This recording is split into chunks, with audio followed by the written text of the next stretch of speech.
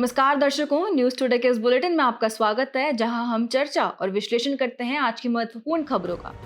आज की मुख्य सुर्खियां इस प्रकार हैं। भारत में विनाशकारी बाढ़ के लिए वायुमंडलीय नदियां आंशिक रूप से जिम्मेदार हैं। एक रिपोर्ट के अनुसार भारत के प्रमुख शहरों में ग्राउंड लेवल ओजोन यानी शोभमंडलीय ओजोन प्रदूषण में बढ़ोतरी हो रही है। एक अमेरिकी न्यायालय के अनुसार इंटरनेट सर्च और विज्ञापन मार्केट पर गूगल का गैर कानूनी एकाधिकार है। भारतीय गुणवत्ता परिषद यानी QCI ने QCI Surajya recognition and ranking framework प्रस्तुत किया। पिछले एक दशक में भारत की नवीकरणीय ऊर्जा क्षमता में 165% की वृद्धि दर्ज की गई है। केंद्रीय स्वास्थ्य एवं परिवार कल्याण मंत्रालय ने ऑर्गन ट्रांसपोर्ट के लिए मानक संचालन प्रक्रिया यानी SOP जारी की। चलिए बुलेटिन की शुरुआत करते हैं और रुक करते हैं आज की पहली मुख्य खबर की ओर। भारत में विनाशकारी बाढ़ के लिए वायुमंडलीय नदियां आंशिक रूप से जिम्मेदार हैं। वैज्ञानिकों ने चेतावनी दी है कि ग्लोबल वार्मिंग के कारण वायुमंडलीय नदियों की तीव्रता और आवृत्ति में वृद्धि हो रही है। यह वृद्धि अत्यधिक वर्षा की घटनाओं का कारण बन रही है और मौसम के पैटर्न को खराब कर रही है। तो वायुमंडलीय नदियां क्या हैं? सबसे पहले ये जानते हैं। वायुमंडलीय नदियों को फ्लाइंग रिवर्स भी कहा जाता है। ये नदियां वायुमंडल में अपेक्षाकृत लंबे और संकीर्ण क्षेत्र होते हैं जो अधिकांश जल वाष्प को उष्णकटिबंधीय क्षेत्रों के बाहर ले जाती हैं। एक औसत वायुमंडलीय नदी लगभग 2000 किलोमीटर लंबी, 500 किलोमीटर चौड़ी और लगभग 3 किलोमीटर गहरी होती है। ये नदियां बहिर उष्णकटिबंधीय चक्रवात यानी एक्स्ट्रा ट्रॉपिकल साइक्लोन्स प्रणाली का हिस्सा हैं और उष्णकटिबंधीय क्षेत्रों से ध्रुवों की ओर ताप और आर्द्रता का परिवहन करती हैं। वायुमंडलीय नदियां आमतौर पर बहिर उष्णकटिबंधीय चक्रवातों के शीत वाताग्र के आगे निचले वायुमंडल में प्रबल वेग से चलने वाली जेट स्ट्रीम के क्षेत्र में मौजूद होती हैं। इन्हें पृथ्वी पर ताजे जल के सबसे बड़े परिवहन तंत्र के रूप में माना जाता है, जो उष्णकटिबंधीय क्षेत्रों से ध्रुवों तक 90% आर्द्रता का स्थानांतरण करती हैं। हालांकि कई वायुमंडलीय नदियां कमजोर होती हैं, लेकिन कुछ बड़ी और मजबूत वायुमंडलीय नदियां अत्यधिक वर्षा और बाढ़ का कारण बन सकती हैं, जिससे भूस्खलन और विनाशकारी क्षति हो सकती है। अब जलवायु परिवर्तन और वायुमंडलीय नदियों के बीच के संबंध को समझते हैं। तापमान में वृद्धि के साथ वायुमंडल की आर्द्रता धारण क्षमता में वृद्धि हो जाती है, जिससे वर्षा की तीव्रता भी बढ़ जाती है। सन 2100 तक वायुमंडलीय नदियों के वैश्विक स्तर पर और अधिक गहन होने का अनुमान है। ये नदियां बहुत अधिक चौड़ी और लंबी भी होंगी, जो वर्षा निर्भर क्षेत्रों से वर्षा को कम या लगभग समाप्त करके सूखी जैसी स्थिति भी पैदा कर सकती हैं। भारत पर वायुमंडलीय नदियों का प्रभाव गहरा है। 1985 और 2020 के बीच मॉनसून के मौसम में भारत की 10 सबसे गंभीर बाढ़ों में से 7 वायुमंडलीय नदियों से जुड़ी थी। सिंधु गंगा के मैदानों में कोहरे और धुंध की वृद्धि को बढ़ते प्रदूषण और जल वाष्प से जोड़ा गया है, जो वायुमंडलीय नदियों की ही देन है। इसके अलावा हिंदू कुश, काराकोरम और हिमालय पर्वत श्रृंखलाओं में बर्फ की परत में कमी हो रही है, क्योंकि बढ़ी हुई वर्षा बर्फ पिघलने की गति को तेज कर रही है। इसी के साथ बढ़ते हैं अगली मुख्य खबर की ओर। एक रिपोर्ट के अनुसार भारत के प्रमुख शहरों में ग्राउंड लेवल ओजोन यानी कि शोभमंडलीय ओजोन प्रदूषण में बढ़ोतरी हो रही है। चलिए सबसे पहले रिपोर्ट के मुख्य बिंदुओं पर एक नजर डालते हैं। भारत के 10 महानगरों में ग्राउंड लेवल ओजोन का स्तर राष्ट्रीय ओजोन मानकों से अधिक पाया गया है। इनमें सबसे अधिक प्रभावित शहर दिल्ली है। ग्राउंड लेवल ओजोन मुख्यतः नाइट्रोजन डाइऑक्साइड यानी NO2 और PM2.5 के निम्न स्तर वाले क्षेत्रों में मौजूद है। ऐसा इसलिए क्योंकि NO2 की अनुपस्थिति ग्राउंड लेवल ओजोन के स्तर में गिरावट को रोकती है। साथ ही रात के समय ग्राउंड लेवल ओजोन प्रदूषण सभी महानगरीय क्षेत्रों में दर्ज किया गया है। इसी के साथ ग्राउंड लेवल ओजोन के बारे में भी थोड़ी जानकारी प्राप्त कर लेते हैं। ओजोन यानी O3 का निर्माण ऑक्सीजन के 3 परमाणुओं के मिलने से होता है और इसका अधिकतम स्तर गर्मियों में होता है। ये गैस पृथ्वी के अपर एटमॉस्फेयर और सरफेस से कुछ ऊपर यानी कि ट्रोपोस्फेरिक दोनों जगह पाई जाती है। ग्राउंड लेवल ओजोन एक सेकेंडरी और अल्पकालिक प्रदूषक है।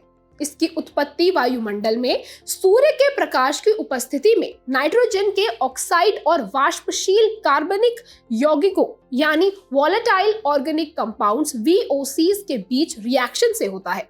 ओजोन प्रदूषण के स्रोतों में कारों, बिजली संयंत्रों व उद्योगों से निकलने वाला प्रदूषण, इलेक्ट्रॉनिक उपकरणों के उपयोग से होने वाला प्रदूषण जैसे फोटोकॉपियर आदि शामिल है।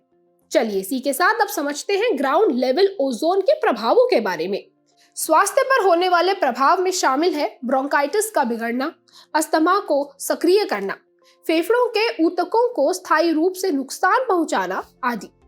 इसके अलावा ये सौर विकिरण को अवशोषित करती है, जिसके चलते ये एक शक्तिशाली ग्रीन हाउस गैस के रूप में कार्य करती है।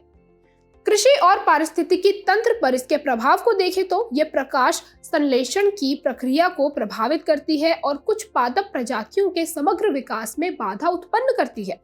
ओजोन प्रदूषण को रोकने की कुछ रणनीतियां भी हैं, जैसे कि मीथेन उत्सर्जन में कमी करके और कारों, पावर प्लांट्स और बाकी स्रोतों से निकलने वाले वायुमंडलीय प्रदूषकों के स्तर में कटौती करके ओजोन प्रदूषण पर नियंत्रण लगाया जा सकता है। वहीं ओजोन के प्रकार की बात करें तो ये वायुमंडल में किस जगह पाई जाती है, उस आधार पर ओजोन या तो सहायक हो सकती है या फिर हानिकारक हो सकती है। यदि समताप मंडल में ओजोन को देखें तो ये प्राकृतिक रूप से पाई जाती है, जो सूर्य की पराबैंगनी किरणों से पृथ्वी की रक्षा करती है। वहीं शोभ मंडल में ओजोन मानव निर्मित उत्सर्जकों के बीच केमिकल रिएक्शंस द्वारा उत्पन्न होती है। ये एक शक्तिशाली ग्रीन हाउस गैस के रूप में कार्य भी करती है और साथ ही ये वायु प्रदूषक के रूप में भी कार्य करती है, जो मानव स्वास्थ्य, फसल उत्पादन और पारिस्थितिकी तंत्र को नुकसान पहुंचाती है। तो अब बढ़ते हैं आज की अगली मुख्य खबर की तरफ। एक अमेरिकी न्यायालय के अनुसार इंटरनेट सर्च और विज्ञापन मार्केट पर गूगल का गैर कानूनी एकाधिकार है। एक अमेरिकी जिला अदालत ने निर्णय दिया है कि गूगल ने अपने 2 product markets, general search services यानी जीएसएस और जनरल टेक्स्ट एडवर्टाइजिंग में अपना एकाधिकार बना रखा है। अदालत के अनुसार गूगल की यह गतिविधि अमेरिकी एंटी ट्रस्ट कानून शर्मन एक्ट का उल्लंघन है। एंटी ट्रस्ट कानून प्रतिस्पर्धा रोधी गतिविधियों और एकाधिकार वाले व्यवहार पर रोक लगाते हैं ताकि उपभोक्ताओं को फंसाने वाली व्यावसायिक गतिविधियों से बचाया जा सके। अदालत के अनुसार गूगल ने कई तरीकों से अपने एकाधिकार का दुरुपयोग किया है, जैसे कि जनरल सर्च सर्विसेज यानी जीएसएस मार्केट में गूगल की हिस्सेदारी 89.2% है, जबकि मोबाइल डिवाइसेस में हिस्सेदारी बढ़कर 94.9% हो गई है। जनरल टेक्स्ट एडवर्टाइजिंग मार्केट में भी 2020 में गूगल की हिस्सेदारी 88% थी। इसी के साथ गूगल ने अपना एकाधिकार बनाए रखा है और प्रतिस्पर्धा को दबा दिया है। यह कुछ तरीकों से संभव हुआ है। पहला है, गूगल का प्रमुख डिस्ट्रीब्यूशन चैनल्स पर लगभग पूरा नियंत्रण है। इस तरह अन्य सर्च इंजन कंपनियों के लिए इस क्षेत्र में प्रवेश करना मुश्किल हो गया है। डिस्ट्रीब्यूशन चैनल्स व्यक्तियों और संगठनों का एक नेटवर्क है जो किसी उत्पाद या सेवा को उत्पादक से ग्राहक तक पहुंचाने में शामिल होते हैं, जैसे ऐप स्टोर। हालांकि एप्पल, सैमसंग और वेरिजोन के साथ गूगल ने समझौते कर लिए हैं। इससे इन कंपनियों की डिवाइसेस पर Google search default search engine होता है। अब बात करते हैं बिग टेक कंपनियों की एकाधिकारवादी गतिविधियों से जुड़ी चिंताओं की। इसमें पहली चिंता है अपने प्रभुत्व का दुरुपयोग करना। इसमें बिग टेक यानी टेक्नोलॉजी सेक्टर की बड़ी कंपनियों के पास बड़ी संख्या में डेटा सेट मौजूद होते हैं। इस डेटा सेट का उपयोग अधिक लाभ कमाने या मार्केट पर अपना नियंत्रण बनाए रखने के लिए किया जा सकता है। दूसरी है विजेता को ही सारा लाभ मिलना। डिजिटल मार्केट में व्यवसाय के तेजी से विस्तार और वर्चस्व स्थापित करने की बड़ी क्षमता है। इस तरह यह लोकतांत्रिक प्रतिस्पर्धा को रोकता है, मार्केट में नए व्यवसाय के प्रवेश को हतोत्साहित करता है और स्थानीय अर्थव्यवस्थाओं को नुकसान पहुंचाता है। प्रतिस्पर्धा रोधी व्यवहार भी एक चिंता का कारण है। इसमें भारत में एक संसदीय स्थायी समिति की रिपोर्ट ने बड़ी डिजिटल कंपनियों द्वारा अपनाए गए 10 प्रमुख प्रतिस्पर्धा रोधी व्यवहारों की पहचान की है। इनमें एंटी स्टीयरिंग प्रावधान, प्राइसिंग या डीप डिस्काउंटिंग, प्लेटफॉर्म न्यूट्रलिटी या सेल्फ प्रेफरेंसिंग, विशिष्ट समझौते, एडजेसेंसी या बंडलिंग एंड टाइपिंग, सर्च और रैंकिंग प्राथमिकता, अप्रकाशित डेटा का उपयोग, थर्ड पार्टी एप्लीकेशन को रोकना, अधिग्रहण और विलय और विज्ञापन नीतियां शामिल हैं। अंत में भारत में बिग टेक कंपनियों के विनियमन पर भी चर्चा कर लेते हैं। पहला है प्रतिस्पर्धा अधिनियम 2002। इसे 2023 में संशोधित किया गया था। यह कानून प्रतिस्पर्धा रोधी समझौतों और प्रभुत्व के दुरुपयोग को प्रतिबंधित करता है। इस कानून के तहत भारतीय प्रतिस्पर्धा आयोग यानी CCI की स्थापना की गई है। यह आयोग प्रतिस्पर्धा रोधी व्यवहारों को खत्म करने, प्रतिस्पर्धा को बढ़ावा देने, उपभोक्ताओं के हितों की रक्षा करने और व्यापार की स्वतंत्रता सुनिश्चित करने के लिए उपाय करता है। दूसरा है ड्राफ्ट डिजिटल प्रतिस्पर्धा विधेयक 2024। इस विधेयक का उद्देश्य एंटी ट्रस्ट की आशंका वाले समझौतों का पूर्वानुमान लगाकर आवश्यक कार्रवाई करना और सिस्टमिकली सिग्निफिकेंट डिजिटल एंटरप्राइजेज यानी SSDE की पहचान करना है। और आखिरी है उपभोक्ता संरक्षण अधिनियम 2019। इसका उद्देश्य अनुचित व्यापार, व्यवहारों या गतिविधियों को रोकना है। इसी के साथ बढ़ते हैं अगली मुख्य खबर की ओर। भारतीय गुणवत्ता परिषद QCI ने QCI Surajya recognition and ranking framework प्रस्तुत किया। QCI Surajya recognition and ranking framework का उद्देश्य विकसित भारत के लक्ष्य को प्राप्त करने के लिए गुणवत्ता और नवाचार में उत्कृष्टता प्राप्त करने वाले राज्यों और संगठनों को मान्यता देना और साथ ही पुरस्कृत करना है। इसे 4 स्तंभों के अंतर्गत वर्गीकृत किया गया है। पहला शिक्षा, दूसरा स्वास्थ्य, तीसरा समृद्धि और सुशासन। वही भारतीय गुणवत्ता परिषद QCI की बात करें तो इसे 1996 में प्रत्यायन यानी एक्रेडिटेशन के राष्ट्रीय निकाय के रूप में स्थापित किया गया था। यह सोसाइटी पंजीकरण अधिनियम 1860 के तहत एक स्वायत्त गैर लाभकारी संगठन है। साथ ही इसे यूरोपीय संघ के विशेषज्ञ मिशन की सिफारिशों पर स्थापित किया गया था। QCI केंद्र सरकार, associated chambers of commerce and industry ASSOCHAM, भारतीय उद्योग परिसंघ CII और federation of Indian chambers of commerce and industry FICCI FICCI ने संयुक्त रूप से स्थापित किया था। इसका नोडल विभाग वाणिज्य और उद्योग मंत्रालय का उद्योग संवर्धन और आंतरिक व्यापार विभाग DPIIT है। इसकी गवर्निंग काउंसिल में अध्यक्ष और महासचिव सहित 39 सदस्य होते हैं। इसमें सरकार, इंडस्ट्रियल वर्ल्ड और बाकी हितधारकों का समान प्रतिनिधित्व होता है और अध्यक्ष को प्रधानमंत्री द्वारा नामित किया जाता है। चलिए अब ये भी समझ लेते हैं कि QCI की क्या भूमिका है। राष्ट्रीय प्रत्यायन निकाय यानी कि नेशनल एक्रेडिटेशन बॉडी NAB का कार्य वैश्विक मानकों के अनुरूप राष्ट्रीय गुणवत्ता अभियान के माध्यम से गुणवत्ता को बढ़ावा देना है। ये उत्पादों, सेवाओं और प्रक्रियाओं के तृतीय पक्ष मूल्यांकन के लिए एक तंत्र का गठन करता है और साथ ही ये भारत के नागरिकों के जीवन की गुणवत्ता और कल्याण में सुधार के लिए प्रयास भी करता है। इसी के साथ खबर के आखिर में इसकी उपलब्धियों पर भी एक नजर डालते हैं। पहली उपलब्धि है स्वास्थ्य सेवा। इसने देश भर में कोविड-19 से संबंधित परीक्षण प्रयोगशालाओं का विस्तार करने के लिए भारतीय आयुर्विज्ञान अनुसंधान परिषद यानी ICMR के साथ कार्य किया है। इसने राष्ट्रीय स्वास्थ्य प्राधिकरण NHA के साथ आयुष्मान भारत प्रधानमंत्री जन आरोग्य योजना ABPMJAY गुणवत्ता प्रमाणन कार्यक्रम, स्वास्थ्य केंद्रों की स्वच्छता के लिए कायाकल्प प्रमाणन आदि में भी सहयोग किया है। इसी के साथ अगला है स्वच्छता। यह शहरी स्थानीय निकायों यानी ULBs का ODF++ के रूप में प्रमाणन करता है। इसके बाद है शिक्षा। इसने eQuest की शुरुआत की है। यह कौशल विकास और प्रशिक्षण के माध्यम से रोजगार के लिए इक्वालिटी प्लेटफॉर्म है। और आखिरी है कृषि।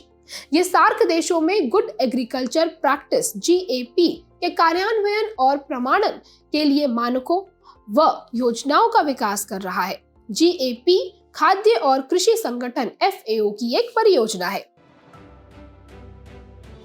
इसी के साथ बढ़ते हैं आज की अगली मुख्य खबर की तरफ। पिछले एक दशक में भारत की नवीकरणीय ऊर्जा क्षमता में 165% की वृद्धि दर्ज की गई है। केंद्रीय नवीन और नवीकरणीय ऊर्जा मंत्रालय के अनुसार भारत में नवीकरणीय ऊर्जा की स्थापित क्षमता 2014 में 76.38 गीगावाट थी। यह 2024 में बढ़कर 203.1 गीगावाट हो गई है। सबसे पहले भारत में नवीकरणीय ऊर्जा की वर्तमान स्थिति को जान लेते हैं। भारत नवीकरणीय ऊर्जा की स्थापित क्षमता के मामले में विश्व में चौथे स्थान पर है। पवन ऊर्जा की स्थापित क्षमता के मामले में भी भारत का चौथा स्थान है, जबकि सौर फोटोवोल्टिक ऊर्जा की स्थापित क्षमता के मामले में भारत 5वें स्थान पर है।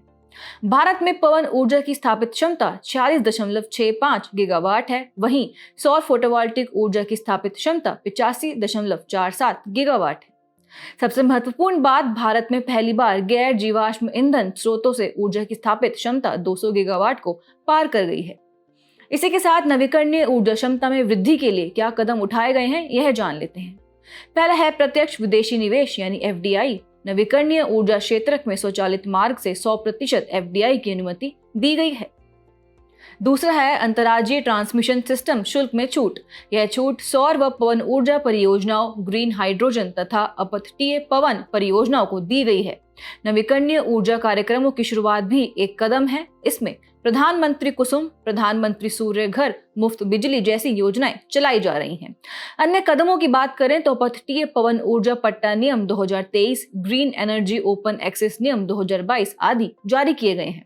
अंत में भारत में नवीकरणीय ऊर्जा के विकास में आने वाली चुनौतियां भी जान लेते हैं। सबसे पहले तो पुरानी अवसंरचना के रखरखाव में अधिक लागत आती है। इनका उत्पादन सुदूर क्षेत्रों में होता है, जहां से उपभोक्ताओं तक आपूर्ति में ऊर्जा हानि होती है। इन वजहों से विद्युत वितरण कंपनियों यानी डिस्कॉम्स को कोयले पर अधिक निर्भर बना दिया है। इससे नवीकरणीय ऊर्जा में निवेश भी कम होता है। दूसरा है केंद्रीय विद्युत प्राधिकरण के ड्राफ्ट प्लान, जिसके अनुसार नवीकरणीय ऊर्जा ग्रिड से निरंतर बिजली आपूर्ति पर भरोसे की कमी है। साथ ही स्वच्छ ऊर्जा अपनाने में अधिक खर्चा भी बड़ी चुनौती है। नवीकरणीय ऊर्जा में निवेश के लिए कम ब्याज दर पर ऋण प्राप्त करने में समस्या आती है। नवीकरणीय ऊर्जा स्रोतों से उत्पादित ऊर्जा की भंडारण क्षमता कम होती है और इनका भंडारण भी खर्चीला होता है। गौरतलब है कि नवीकरणीय ऊर्जा स्रोतों से ऊर्जा उत्पादन और इनकी आपूर्ति के बीच भंडारण एक महत्वपूर्ण कड़ी है। खबर के अंत में आगे की राह पर भी चर्चा कर लेते हैं। हाइब्रिड पवन और सौर ऊर्जा संयंत्रों को बढ़ावा देना चाहिए। Pump storage, hydro power, battery storage जैसी नई ऊर्जा भंडारण प्रणालियों पर ध्यान केंद्रित करना चाहिए। इसी के साथ बढ़ते हैं आखिरी मुख्य खबर की ओर। केंद्रीय स्वास्थ्य एवं परिवार कल्याण मंत्रालय ने ऑर्गन ट्रांसपोर्ट के लिए मानक संचालन प्रक्रिया यानी SOP जारी की। ये SOPs भारत में प्रत्यारोपण हेतु मानव अंगों को एक जगह से दूसरी जगह बिना किसी बाधा के ले जाने हेतु आवश्यक दिशा निर्देश और प्रोटोकॉल है। SOPs के मुख्य बिंदुओं पर एक नजर डालते हैं। इस ओर पहला है green corridor. One trigger system स्थापित किया जाएगा। इसके तहत प्रत्यारोपण हेतु मानव अंगदान को प्राधिकृत करने वाली अथॉरिटी ऑर्गन ट्रांसपोर्ट के लिए ग्रीन कॉरिडोर उपलब्ध कराने हेतु अनुरोध कर सकती है। ग्रीन कॉरिडोर से आशय है बिना किसी बाधा के ट्रांसपोर्ट सुनिश्चित करना। इन दिशा निर्देशों के अनुसार केवल भारतीय क्षेत्र के भीतर ही ऑर्गन ट्रांसपोर्ट की अनुमति होगी। प्रत्यारोपण हेतु मानव अंगों को देश से बाहर ले जाने की अनुमति नहीं होगी और न ही किसी अन्य देश से प्रत्यारोपण हेतु मानव अंग लाने की अनुमति होगी। ट्रांसपोर्टेशन के साधनों की बात करें तो मानव अंगों को हवाई, सड़क, रेल, मेट्रो, बंदरगाह और जलमार्ग आदि के माध्यम से ट्रांसपोर्ट की अनुमति होगी। इसी के साथ खबर की बेहतर समझ के लिए अंग प्रत्यारोपण के बारे में बात करते हैं।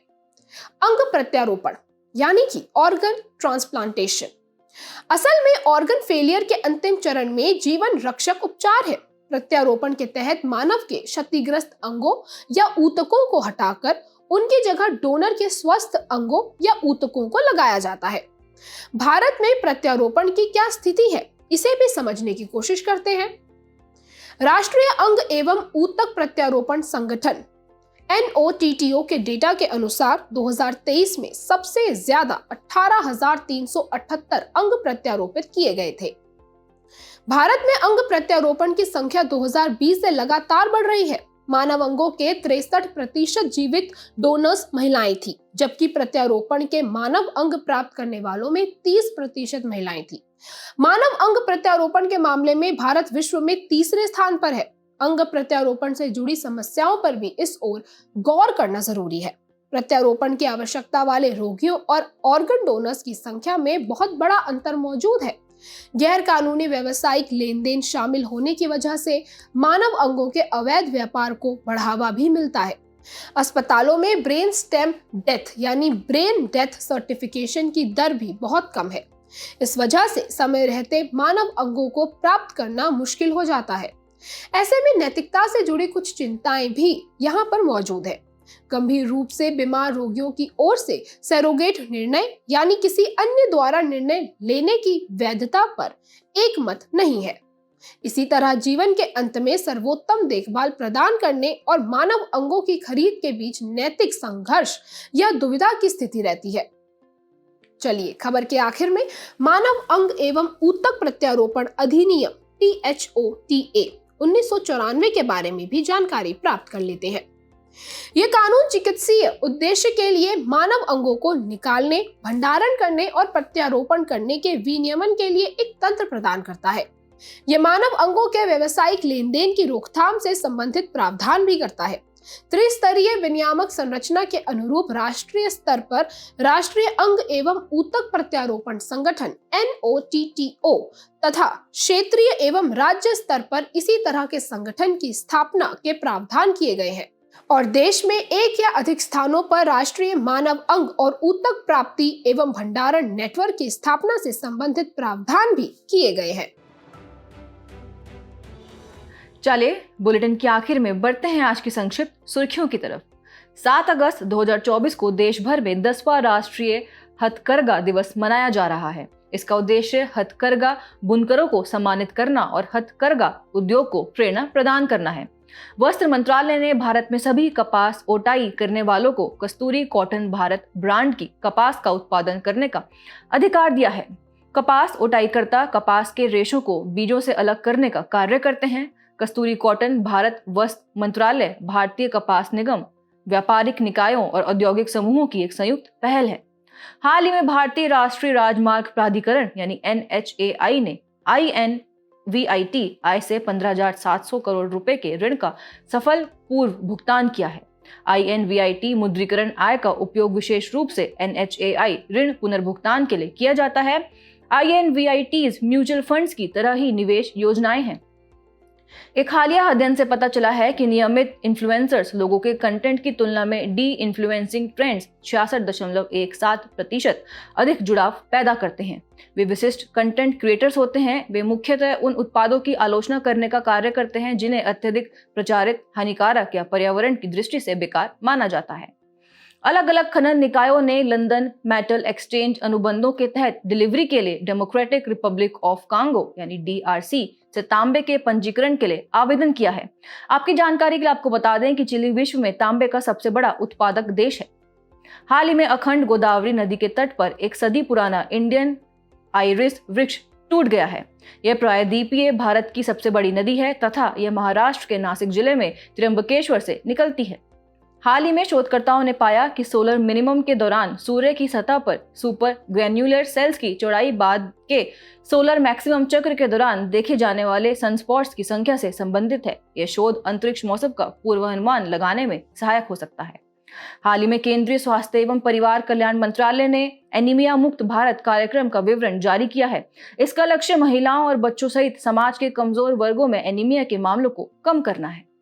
एक हालिया रिपोर्ट के अनुसार सबसे घातक एमपॉक्स वायरस का संक्रमण अफ्रीकी देशों में फैल चुका है। एमपॉक्स को पहले मंकीपॉक्स के नाम से जाना जाता था। मंकीपॉक्स वायरस यानी MPXV के संक्रमण से यह बीमारी फैलती है।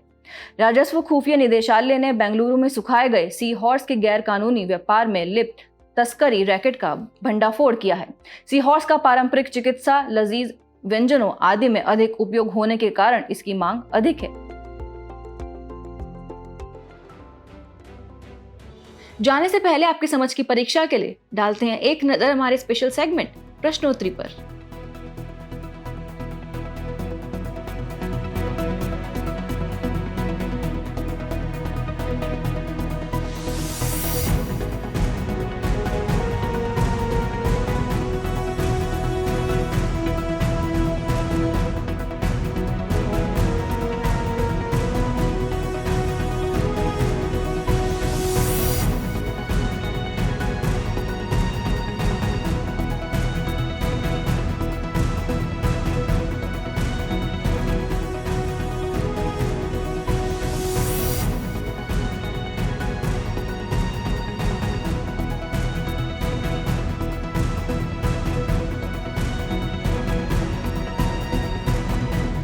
हमसे जुड़ने के लिए आपका धन्यवाद। उम्मीद है न्यूज़ टुडे का यह बुलेटिन आपको पसंद आया होगा। न्यूज टुडे की पीडीएफ को डाउनलोड करने के लिए और आज की क्विज के उत्तर के लिए डिस्क्रिप्शन में दिए गए लिंक्स पर क्लिक कीजिए।